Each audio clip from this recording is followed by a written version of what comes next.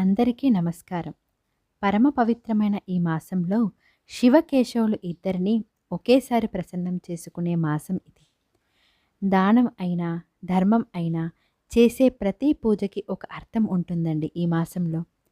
మనం చేసే ప్రతి దానం, పూజ, జపం ఏదైనా కోటి రెట్ల ఫలితాన్ని ఇస్తుంది ఈ కార్తీక మాసంలో. ప్రతి ఇల్లు, ప్రతి గుడి ఎంతో అందంగా దీపాల వెలుగులతో అద్భుతంగా కనిపిస్తుంది ఈ కార్తీక మాసంలో. ఆ సమయంలో మనం దేవాలయంలో గడిపే కొన్ని క్షణాలైనా మనసుకి ఎంతో పాజిటివిటీని ఇస్తాయి. భగవంతునికి మొక్కగానే కష్టాలు తీరిపోతాయి, ఇక జీవితమంతా ఎలాంటి ఇబ్బంది రాదు అని అంటూ ఉంటారు. కానీ అది కాదు. ఆ భగవంతుడు మన జీవితంలో ఎదురయ్యే కష్టాలను అధిగమించే శక్తిని ఇస్తాడు. సుఖం వచ్చినప్పుడు పొంగిపోకుండా ఉండేలా చూస్తాడు. మన కర్మ అనుసారం కష్టాలు, సుఖాలు వస్తాయి. అయితే ఇప్పుడు కార్తీక మాసం అక్టోబర్ 30న గురువారం రోజు అత్యంత పవిత్రమైన శ్రవణ నక్షత్రం వస్తుంది.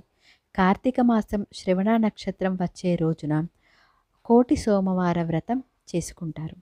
అయితే ఒకప్పుడు సోమవారంతో కూడిన శ్రవణ నక్షత్రం వచ్చిన రోజున సోమవార వ్రతం ఉపవాసం మొదలుపెట్టేవారు. ఆ రోజు చేసే ఏ వ్రతమైనా, ఏ పూజ అయినా, ఏ జపమైనా కోటి వ్రతం చేసిన పుణ్యం కలిగిస్తుంది అంటారు. అయితే కొన్నిసార్లు శ్రవణ నక్షత్రం సోమవారం కాకుండా ఏ రోజైనా వస్తుంది. అయితే ఆ రోజున ఈ కోటి సోమవార వ్రతం చేసుకుంటున్నారు. శ్రవణ నక్షత్రం సాక్షాత్తు శ్రీ వెంకటేశ్వర స్వామి వారికి సంబంధించిన నక్షత్రం. అందుకే ఈ మాసంలో శివకేశవులు ఇద్దరిని పూజిస్తాము. ఈ వ్రతం చేసే విధానం ప్రత్యేకించి కొత్తదేమీ కాదండి. మనం మామూలుగా చేసుకునే ఏ వ్రతం అయినా ఇదే విధంగా చేసుకుంటాము.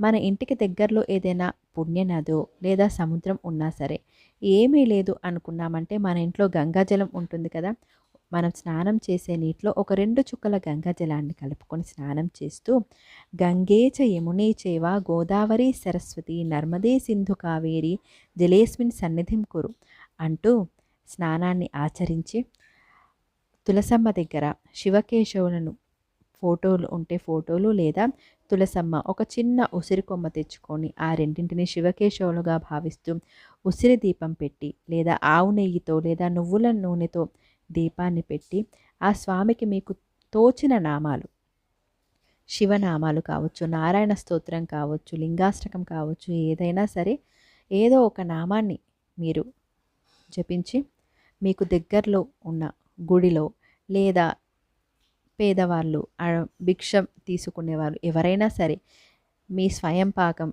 లేదా కొంచెం బియ్యం, కూరగాయలు ఏదైనా మీకు తోచిన ఒక దానం చేయండి.